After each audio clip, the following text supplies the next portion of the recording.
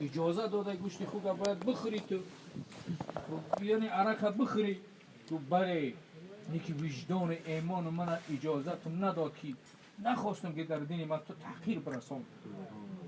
همتا نگاهش کرد گفت تو کیستی؟ گفت من صحابه نبی محمد مصطفی صلی الله علیه و سلم. هرچی من تن نمیتونم گفت. ریم اقبال میگه که مسلمانی که داند رمز دین را، نشاید پیش غیر دین جبین را. اگر گردون به کامی او نگردد، به کامی خود بگرداند زمین را. مسلمانایی بودن زمین را مردن را قرار میدادن، بیناموسی را قرار نمیدادن. امروز مسلمانان نامشون کجا شد؟ کجا شد مسلمانان را مسلمانیشون؟ قیصرها میلرزیدن در پیش پاشون. قیصر عبدالله ابن حذافه سامی را گفت که اگر از دینت بگرد در ملک نصف کسرا قیصر من تو را شریک خود میگردانم. گفت هیهات ای یک طلفت دین، یک طلفت ای من از دین محمد صلی الله علیه و سلم نمیگردم. گفت که بعد مسلمانی اسیر میگه در پیش ما آوردن، در درونی دیگه روغن انداختن، دیگه جان به جانان اونا تسلیم کردن. گفتن نوبت عبدالله های، عبدالله را در دیگه روغن باندازیم. دیگه وقتی نزدیک دیگ بردنش عبدالله گریان شد و خبر به قیصر رساندن که عبدالله ترسید. عبدالله ترسید و پیرات کشش کرد قیصر که عبدالله ترسیدی؟ نه. گو به خدا. گو برای چی گریه کردی؟ گو یقین کردم که تو مرا در می دیگ مانند برادرام در می دیگ منو می پرتای. یکی گریه من برای آن بود که می یک تن دارم یک جان، برابری موی بدنم جان و تن می داشتم، یک تا تو مرا در می دیگ روغن می انداختی، منو تماشا می کردی. قیصر میگم تا نگاهش کرد گفت عبدالله گفت چی درخواست داری؟ گفت درخواستی ندارم. گفت آزادت میکنم به یک خاطر که پیشانی ما بوسه کنی. گفت به یک خاطر من پیشانی تا بوسه کنی که مسلمانان اسیر را تو آزاد کنی. با همون خاطر، به خاطر خودم نه. و میگه به خاطر که عبدالله میگه پیشانیش به خاطر برادران بوسه کردم. گفتم خدایا در دین من ضرر نمیرسانه، اگر چندی کافر از مشرک است، دیگه من به خاطر برادرام این کار کرده ایستادم. میگه پیشانیش بوسه کردم و به عبدالله میگه من آزادم کردن خطیب برادرام. آمدم حضرت عمر گفت عبدالله چیکار کردی؟ تأخیر کردی؟ گفتم ای امیر المومنین ما اسیر افتادیم. همین قصه را گفت به کی بیان کردم؟ حضرت عمر فاروق بیان کردم.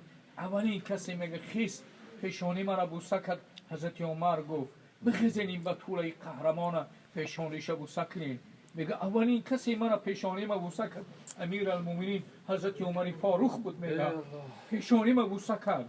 این قهرمان گفت لایق آنه که پیشانیش همه بوسه کنن. همه میگه یاران پیغمبر پیشانی مرا بوسه کردن. میگه من در دو چیز افتخار میکنم، به دو پادشاه ظالم ترین دنیا من حق رسانیدگیم، یکی به کسرا یکی به قیصر. آنها قیصرها و کسراها در زیر بالهاشون بود، در زیر پاهاشون بود. اونها قرب و مرتبه نداشتن، قیصرها و رومها.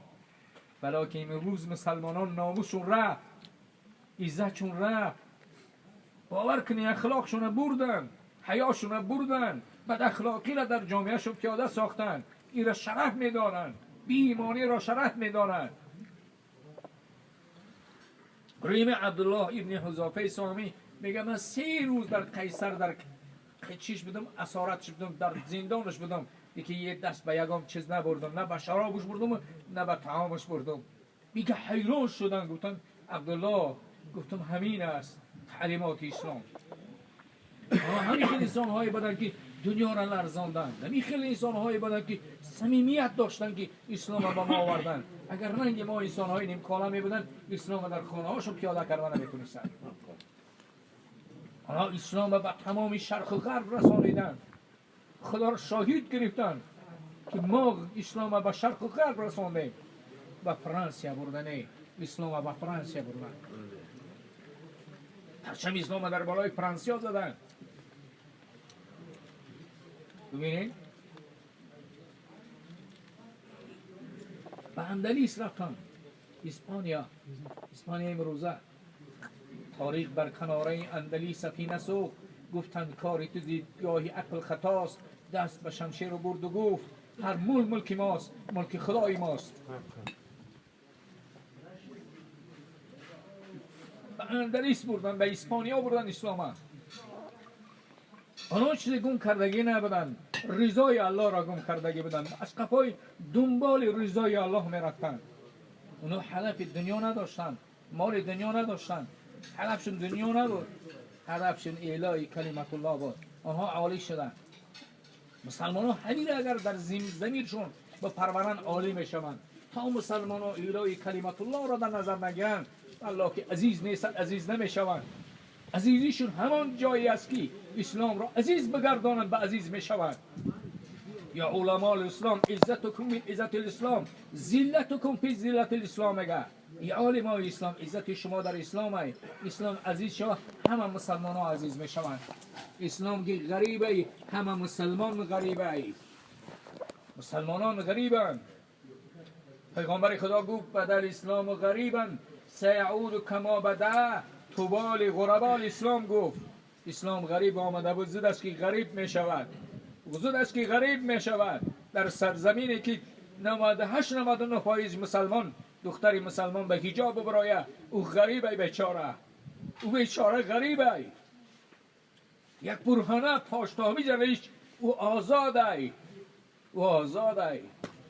مسلمان در سرزمینی خودش غریب ای. کو کسی هست بگه که حق را بگه، قل الحق من ربکم، حقی که از جانب پروردگار شه بگه؟ هست گم کس نداریم. قل الحق من ربکم فمن شاء فلیؤمن فمن شاء فلیکفر. میگه خدای محمد وظیفه تو حق گفتن است. بعضی انسان هایی هستند تو قبول میکنن، بعضی انسان هایی هستند تو رو میگردانند. در اطراف پیغمبر همه جمع نشدن. ابو جهل ها بودن، ابو لهب ها بودن، ابو بکر ها بودن، عمر ها بودن، عثمان ها بودن، علی ها بودن، طلحه ها بودن که اسلام به ما آوردن. آنها از جانهاشون گذشتن، مالهاشون دادن، جانهاشون دادن، هستیشون در این راه دادن که اسلام به ما آوردن. امروز ما و شما چی خدمت کردیم در دین؟ چی خدمت کردیم در دین؟ هیچی برای همین نفس مانیم دیگه، چیزی هدف دیگر نداریم. هدفی واقعی را ما از دست دادیم. هدفمون که الله نیست، ما پیروز نیستیم. ما خودمون به الله نمیسازیم، به خلقش میسازیم، به بندگانش میسازیم. ما خودمون باید به الله بسازیم. اگر ما تا خودمون به الله نسازیم، ما سعادتمند نمیشیم، ما نیکبخت نمیشیم، ما قابل قبول الله نمیشیم. برای مسلمانان باید یقین بدارن که آنچه که ما داریم نه غرب داره و نه شرق داره و نه امریکا داره و نه فرانسه، همش محتاج نبینن. خدا میگه فین تذهبون، ای مردم قرآن مانده، حقیقت مانده، کجا میره؟ دیگه بازگشت ندارن. ولی میبینیم غربی ها مسلمان شده است، همشون اگر مسلمان نشون سعادت را نمیابند. زیرا پیغمبر خدا گفت قولوا لا اله الا الله تفلحوا. تا تمام مردم دنیا لا اله الا الله محمد رسول الله نگن، نجات نمیابند، سعادت نمیابند، در خانهشون عزت ندارن. یک روز چی زندگی داره؟ میلیون ها هم داشته باشه، گینرال هم باشه، مارشال هم که باشه، چی عزت داره؟ عزت نداره. نه زنش احترامش میکنه، نه فرزندش احترامش میکنه، نه جامعه احترام. یک آدم عرابه میکشه دیگه زنش احترامش میکنه. به خاطر چی احترامش میکنه؟ به خاطر الله احترامش میکنه که رضای الله را در رضای چی شوهرش میدانه. میدانه که شوهرم اگر از من راضی نباشه من داخل جنت نمیشم. هم لباسش بوی میکنه، مسافید از بیچاره عرابه میکشه یا یک کارهای وزین میکنه، دیگه زنش احترامش میکنه. گینرالی که دنیا رو میلرزانه دیگه زنش احترامش نمیکنه، زیرا که او الله را نمیشناسن. تا مسلمانان الله را نشناسن، به الله شناسی مردم نزدیک نشوند، سعادت را نمییابند. بلکه یک مسلمان دنیا امروز دنیا باید امروز رو به سوی قرآن بیارن. سعادت در چیه؟ در قرآن عظیم الشأن. برای همین خدا میگه فین تذهبون ان هو الا ذکر للعالمین. این قرآن پند برای تمام عالمیان است، تمام عالمیان. ولی یک خیلی آدم ها عربای اصطلاحگر، یک خیلی معلم ها ما داریم در ناخونک معلم نیستند. معلم اگر باشن باید گپ نزنند، زیرا قرآن برای تمام عالمیان است. این هو الا ذکر للعالمین و ما ارسلناک الا رحمت للعالمین. خدا میگه من برای عرب تو نفرستادم یا محمد، برای عالمیان تو نفرستادم. امروز عالمیان رو به سوی اسلام آورده است. عالم امروز، عالم شرق و غرب امروز به سوی اسلام رو آورده است. میدونن که سعادتشون در اسلام است.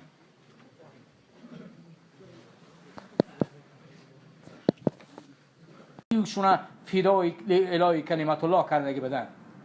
اگر ما شما ببینیم، اگر من یک مثال دیگر برای شما میارم، از زنها زنی که فرعون مثل میارم. ضرب الله مثلا للذین آمنوا امرأة فرعون. ببینیم آسیه چی؟ یکی از ملکه های مصر بود. یکی زنی بود که تمامی مردم در پیش پاش خودشون می پرتافتند. وقتی که ایمان را قبول کرد در زیر پای تمامی مردم قرار گرفت. وقتی که فرعون هرچند عذابش میداد که تا از زمین دینی ندبگر، از ایمانت بگر، بعد چی میگفت؟ خدایا من از قصر فرعون رو گردانیدم. خدایا من از قصر فرعون، از عزت فرعون رو گردانیدم. خدایا تو در نزد تو برای من یک قصر بنا کن که از این قصر فرعون زیباتر باشد. ضرب الله مثلا للذین آمنوا امرأة فرعون اذ قالت رب ابنی لی عندك بیتا فی الجنة ونجنی من فرعون و عملی ونجنی من قوم الظالمین. همین را زمزمه میکرد، میگه در زیر سنگها قرار داشت، عذابش میدادن. در ظاهر این زن را میدیدیم در عذابی، لیکن برای جنت بود. میگه پیش از مردنش میگه قرطبی که میخندید، آسیه میخندید. فرعون میگه آمد بالای سرش گوی دیوانه. میگه ای دیوانه نبود، همون قصر را که آرزو کرده بود از الله همون را نشانش داد. پیش از جانش بر آمدن همون را نشانش داد که ای آسیه نصیبت همین قصر. اگر چندی از قصر فرعون و از عزت فرعون دست کشیدی، من عزت برای تو دادم. عزت جاویدانی را خدا به آسیه داد. خدا مثل میزند کسانی که ایمان آوردن زن است. اگر میبینیم جهاد زنهایی که در اطراف پیغمبر جمع شدن، امروز زنها را میبینیم در اندک چیز ایمانشون فروخته ایستادن. او دیگه عزت و شهامتشون رفته است. زنی که دین نداشته باشد، قومی که دین نداشته باشد، مردمی که دین نداشته باشند، اون مردم از مابین میروند. و این تتولوا یستبدل قوما غیرکم ثم لا یکون امثالکم. خدا میگه اگر شما از خدمت دین به مالها و جانها و هستیتون اگر رو بگردانین، خدا میگه زود است که من در جای شما یک قومی را میارم که این خدمت دین میکنن، خدمت دین میکنن، پرچم اسلام میبردارن، الهی کلمت الله را در سرزمینشون بلند میبردارن، پرچم اسلام را. آنها را وعده داد از خداوند. ببینیم مصعب بن عمیر را نگاه میکنیم، در خانه بایترین مردم مکه به دنیا آمده بود. بسیار مویستری زیبا داشت. میگه پیغمبر دائم مستش میکرد. بعدی مردنش میگو که من یگام جوان را مانند مصعب بن عمیر ندیدم که خوشبویناک باشه، یگام لباسای قیمت‌تر در بدنش داشته باشه، مکرمترین جوان به در خانه. وقتی که دین قبول کرد به کدام حال قرارش دادن. وقتی به مدینه رایش کرد، پیغمبر اکرم صلی الله علیه و سلم وارد مدینه شدن، همین مصعب بن عمیر آمد پیغمبر در آغوش گرفت. یک چادر داشت، یک چادر داشت. پیغمبر در آغوش گرفت، گریان شد، اشکال پیغمبر ریخت. گفتن یا رسول الله برای چی گریه میکنی؟ گفت به یاد مصعب بن عمیر افتادم که لباس زیباترین داشت، امروز میبینم یک چادر داره، یک چادر داره، دیگه چیزی نداره. رسول خدا صلی الله علیه و سلم جویا شد صحابه، گفت به یاد مصعب بن عمیر افتادم. وقتی میبینیم مصعب بن عمیر جوانی تر و تازه بدن، جوانی تر و تازه بدن. همین نصیبه میگه که در جنگ احد میگه همین را شهید کردن که گفتن محمد کشته شد، مانند پیغمبر بسیار با پیغمبر شباهت داشته. همین را اعلام کردن. حتی میگه همین یک پرچم اسلام در دستش بود، دیگه دست شبریدن، پرچم اسلام به این دستش برداشت. میگه این دستشم که بریدن، پرچم اسلام در مابین دو دستش گرفت. میگه دو دستی بریدگیش گرفت، پرچم اسلام در زمین نمان بفته. وقتی شهیدش کردن پرچم اسلام در زمین افتاده، مسلمان امرو پرچم اسلام را برداشت. میگه پیغمبر اکرم صلی الله علیه و سلم جویا شدن، پیغمبر بالای سرش آمد گفت موسی از دنیا چیزی ندی، برای که آخرت را انتخاب کرد. آخرت را انتخاب کرد. یک چادر داشت بالاش، گفتن صحابه ها بپوشونیم پایانش خالی میمونه، اگر پایانش بپوشونیم بالاش خالی میمونه. و پیغمبر اکرم صلی الله علیه و سلم معلم بشریت چی گفت؟ گفت بالاش بپوشانین، پایانش به علف ها بپوشانین. عبدالرحمن ابن عوف وقتی که همین خیل نعمتی که ما داریم فراخ شد، عبدالرحمن ابن عوف گریان شدن. یا گفتن ابا محمد لما تبکی، ابا محمد برای چی گریه میکنی؟ گفت به یاد مصعب ابن عمیر رفتیدم که از من بهتر بود یک کفنی نیافتیم گورش کنیم، از من بهتر حمزه بود یک کفنی نیافتیم گورش کنیم.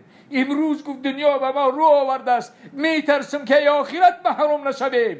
حضرت عبدالرحمن ابن عوف گریان کرده شدند و حالا که میبینیم عبدالرحمن ابن عوف 700 اشتر در کوچه های مدینه در یک دادگیش میتیه، در یک دادگیش 70 اشتر را در کوچه های مدینه میتیه. سخاوت عبدالرحمن ابن عوف میبینیم با وجود همه گریان میشوه، میگه میترسم که از این از اون سو محروم شم، از این میترسم. ببینین عبدالرحمن ابن عوف و ببینیم این چی شخصیت بزرگ بودن. ولکن میبینیم در بیاد چی؟ بیاد مصعب بن عمیر میگریه، بیاد حمزه میگریه. حتی امیر حمزه را حبیب خدا میگه بالای سرش آمد گریان شد نتانست. برای چی؟ چشماش کافتگی بدن، میگه گوشاش بریدگی بدن، یعنی پارش کردگی بدن در راه خدا. میگه در روز قیامت حمزه بیایه پاره شدگی بگه ای امت محمدی به دین محمد چی کردین؟ چی میگفته باشیم در روز قیامت؟ حمزه رو پروی ما بیایه بگه ای امت محمدی بعد من به دین محمد چیکار کردی؟ برای دین مانند لخچه امروز مسلمان میسوزه. پیغمبر خدا گفت دین زمان میرسد برای امت من لخچه میشه، به قفش میسوزه، برای پرتافتنش میترسه، برای بیدینیش میترسه. مسلمان در دینش میسوزه، در آتش یهود و نصارا امروز مسلمان میسوزه، لیکن دینش مسلمان از دست نمیتیه. ببینید برای همه پیغمبر خدا چی گفتن؟ بدل اسلام غریبا سیعود کما بده. توبا چی؟ لغربا الاسلام گفتن. جنت پیدای کسانی که پیدای اسلام شوند. اگر بود دست من میافتم پیغمبر میکشتم، بدترین انسان ای دنیا میرفتم. برای همین گریه وای گو وقتا که من گفت امر گو وقتا چرخی فلک گشتم من مسلمان شدم، پیغمبر در آغوش گرفتم. پیغمبر من گفت که امروز تو مانند نو از مادر تولد شدی. گوی پدر پسرکم گفت اگر همون لحظه من ای دنیا میرفتم فایده کلام میکردم که پیغمبر من گفت که آخی اسلام و تمام 6 سال که تو نو از مادر تولد شده. دیگه گفت چرخی فلک گشت و من رئیس بگم جمهوری مصر شدم. در این مسئولیت کم بودی نیست. گریه من برای همین پسرکم که حال من در روز قیامت چی بشده باشه، این مسئولیت قبول کردم. دیگه گریان شد.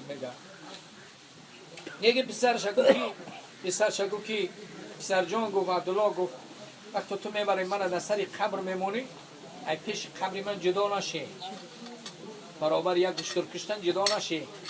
کو بیسته همونجا ما صدا تو نبشنم خاصمان خدا تقسیم کنندگان خدا، بعضی را به جهنم بعضی را به جنت اوجا تقسیم میکنن و که قبر آفی خاصمان خدا به من چی میکرده باشه. گفت پسرش عبدالله را گفت از پیش قبر من نره، گفت وصیت پدرانم همیه، گفت از پیش قبرم جدا نشه که خاصمان خدا کدام سمان تقسیم میکنن نمیدانم، امر کجا میبرن، فریق فی الجنه فریق فی سعیر. خدا میگه یک گروهی هستن که بعد مردهشون بسیشون در جنتن بسیشون در دوزختن.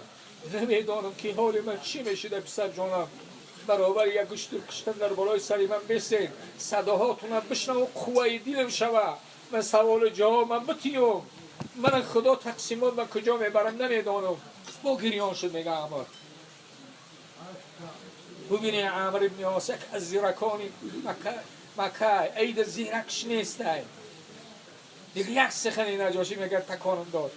گفتیم من خیال کردم تو در کوچه ناداری خطا پرتافته ایستادی. برای خیلی انسان ها بودن که پرچم اسلام ببر. اسلام مصر فاتح مصر شید. مصر را فتح کرده. دیگه وقتی رفتنش میروه گریان میروه. نگاه کنید عمره که العمر فی الجنه میگه پیغمبر عبدالله ابن عمر میگه سرش میگه در سری زانون بود وقتی مردنش حضرت عمر میگه گسترم در زمین بمان در سجده بمان. حضرت عمر میگه ویلی و ویلی اومی و این لم یرحمنی ربی هو یبکی. حضرت عمر همین لحظه میگه گریه میکنه که خونش رفته ایستاده، خونش رفته ایستاده، جان داده ایسته. لحظه های مردنش عمر گریه داره. حضرت عمر که وای بر من، وای بر حال مادر عمر، نمیدونم که عمر کجا میرفته باشه. عمر حضرت عمر هم لحظه هایی که میروه گریان میروه. برای انسان هایی که الذین یؤتون ما آتوا و قلوبهم وجیله، خدا میگه انسان های کامل کسانی هستند که همه عمل ها را انجام دادگن دیگه در قلبشون دایم لرزه که حال ما چی میشینه باشه. سعدی هم میگه که در راه میگه سعدی رحمت الله علیه در یک شعر میگه که در راهی میگه این در میگه در این دو راه ده میگه خون شد دل من. در همه حیبت این دو راه خون شد دل من. میگه در حیبت این دو راه خون شد دل من تا خود ندانم به کدام راه بود منزل من. سعدی میگه در همین راه ده میگه دل من پر از خون شده گیاه اولیای خدا. من نمیدونم که به کدام منزل منو میبرن، به جنت میبرن به دوزخ میبرن، نمیدونم. همون در قرآن شنیدم که فریق فی الجنه و فریق فی السعیر. خدا میگه بعضی انسان ها بعد مردنشون به جنت میرن، بعضیشون به جهنم میروند.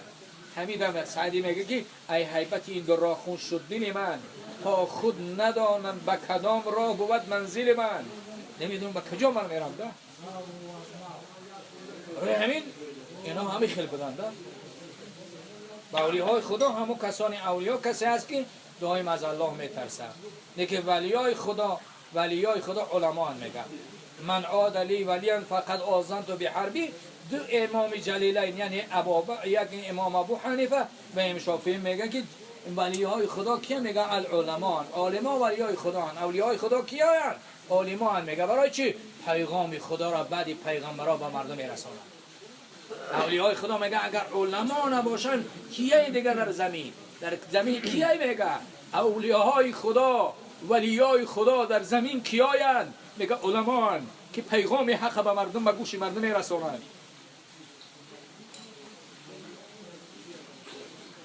هیرا که میگه امام ابو حنیفه میگه صوفی کوفی رحمت الله علیه در یکی در تفسیر بیان لسبب نزول آیات القرآن ما نگاه کم امام ابو حنیفه همیرا خدا را میگه کسانی به علما دشمنی میکنن در کتاب میاره که اینا بسیار شما سکته دل میمرن. میگه بسیار شما سکته دل میمرن. میگه رحم العلماء مسموم. لحم العلماء مسموم. لحم العلماء مسموم میگه یعنی گوشت علما زهر داره. کسی که اینا بخوره میمره.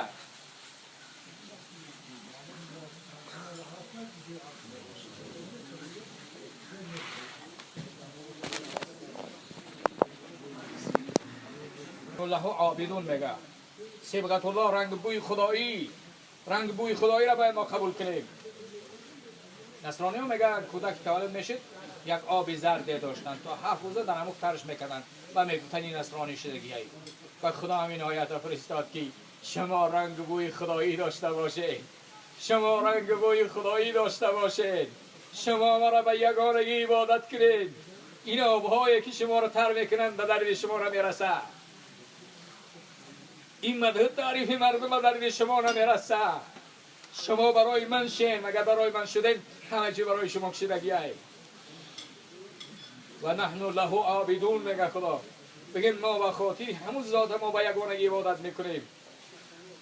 تا علما نباشن و لولا علما موجود لصارت الناس کلهم کالبهائم. میگه حسنی وسی اگر عالما نباشن مردم مانند چارپاها میشوند. و ما میشنیم فرزند پدر کشته است. بله برای چی میکشش؟ برای آن میکشش که او الله را نمیشناسه. اگر او الله را میشناخت خدا میگه ولا تقل لهما اوف. در پیش پدرت اوف نگو کلمه افق کلمه زجرای. حتی قرطبی میگه اگر نجاستی پدرت میبری دماغت در میزنه حق نداری پف بگوی نجاستی پدرت میبری که دیگر رفتن نمیتونه به جای رفتن نمیتونه تو میبریش بوی همو در دماغت میزنه حق نداری پف بگوی که بو میکنه ای که رنج پدر میشوه من پدر خفه میشوه از تو من میرنجه. برای همین خدا میگه ولا تقولهما اوفین ولا تنهرهما در پیش پدر و مادرت صدا بلند نکن و قل لهما قولا کریما برای آنها سخنانی زیبا و نر بگو واخفض لهما جناح ذل من الرحمه بالهای رحمتت بپیچانشون در آغوش بگی چخلیت در خورسالی در آغوش میگرفتن پدر که مسافت میشود مادر که کمپیر میشد اینا را در آغوشت بگیر اینا را در آغوشت بگیر اینا را مهربانی کن بگو قل رب ارحمهما کما ربیان صغیرا خدا ما را تعلیم میده که بگو خدایا همین پدر مادری ما را رحم کن چخیلی در خردسالی به من رحم داشتن همون فرزند داریم فرزند چقدر شیرینه انا و پدرای ما را مانند ما و شما بدن تا پدر نشه به قدر پدر نمیرسی و پدرهای را که ما به قدرشون میرسیم که آنها در زیر خاک هم دیگه اون آغوش آنها را دیگه ما نمیابیم. امروز باید مسلمانان رو و قرآن بیارن قسم به الله تمام دنیا لا اله الا الله محمد رسول الله نگن نجات نمیابند. زندگی واقعی زندگی حقیقی در اسلام ای باید مسلمانان امروز باید رو به قرآن بیارن. اگر به قرآن رو نمیارن بدانم دنیای امروز بدبخشیدگی امروز سگ پرست شدن سگها را در جای خدا عبادت میکنن زنها را زنبیلا به سگها چی که رابطه نامشروعی برقرار میکنن. عالم غرب یک عالم حیوانیت ای این عالم شرقی که پدر دارد و مولانای روم داره و جامی داره و دنیا به اینا افتخار میکنه. مسلمان باید بداند که مسلمان نیکی داند رمز دین را نشاید پیش غیر دین جبین را اگر گردون به کامی او نگرده به کامی خود بگرداند زمین را. مسلمان بغیرت نیست در یگان دور زمان مسلمان بغیرت نبود نمیماند بغیرت نیست مسلمان الغیرت من الایمان گو پیغمبر غیرت از ایمان ای یک مرد مسلمان زن شبه یک مرد نامشروع بینه زیارت کنه هرچی خولیگن هم باشه او ایمان داره میبینید که در مقابلش ایستادگری میکنه. وقتی ما میبینیم پروفسورهای روس گنرالهای روس زنهاشون میبینیم ببرهای غیر مردهای بگانه و رابطه غیر مشروعیت داره با خرسند میشن که با زنهای ما نازمیلا و کارهای بد مشروع میشن. انا همون چیزا را میخوان در سرزمین های ما و خانه های ما و شما بیارن. ولن ترزل عنک الیهود ولا نصارى حتی تتبع ملتهم. خدا میگه ای محمد صلی الله علیه و سلم این یهود از تو راضی نمیشه نصارا از تو راضی نمیشه تا که مثل خودشون نکنه ما را تا زنامون یبکه پوش نکنن تا دخترامون یبکه پوش نکنن تا خودمون خود زیناکار نکنن اینا از ما راضی نمیشوند. اینا الله میگه اینا من نمیگم داخل آدم الله میگه در خدا غلط کرده اینا الله میگه من از شما یکم بالایی ندارم الله من نمیدارم که کجا میرم لیکن وظیفه ایمانی من باید من برسانم لیکن اسلام همینه برادران عزیز. باید ما مسلمانان این موقع ما بگیره موقعمون چی باشه الله باشه. مسلمانه که موقع نداره و منافقه سیوم گروه